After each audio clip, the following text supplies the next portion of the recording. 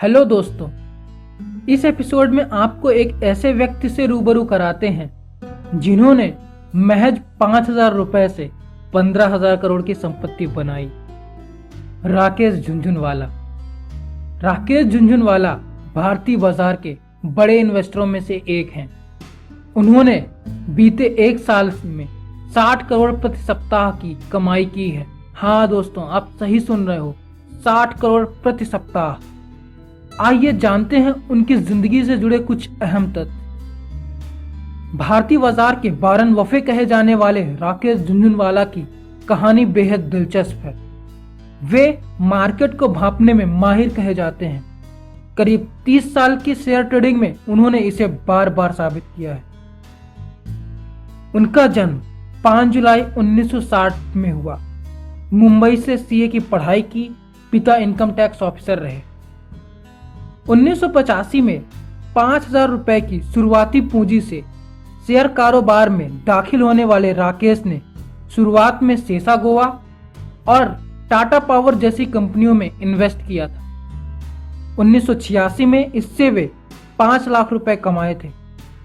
फिर उसके बाद उन्होंने पीछे मुड़कर कभी नहीं देखा।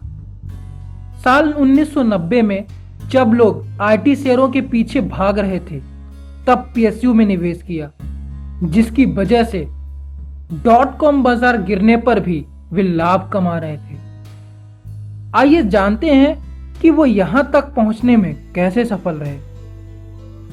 दोस्तों, लाइव मिंट की एक रिपोर्ट के अनुसार 10 साल की 84 कंपनियों की एनालिसिस रिपोर्ट, जिसमें राकेश झुनझुनवाला के कम से कम 1% स्टेक्स हैं, बताती हैं कि वे अपने इन्वेस्टमेंट को ऑन एन एवरेज 3.5 साल होल्ड में रखते हैं। उन्होंने 9 कंपनीज में अपने स्टेक्स को 10 साल तक होल्ड में रखा था, जिसमें क्राइसिल लिमिटेड, टाइटन कंपनी और ल्यूपिन जैसे बड़े नाम शामिल हैं। सर्वे यह भी बताते हैं कि जिन स्टेक्स को उन्होंने 10 साल तक होल्ड में रखा था, उसमें उन्हें तकरीबन 3,217% का मुनाफा हुआ है।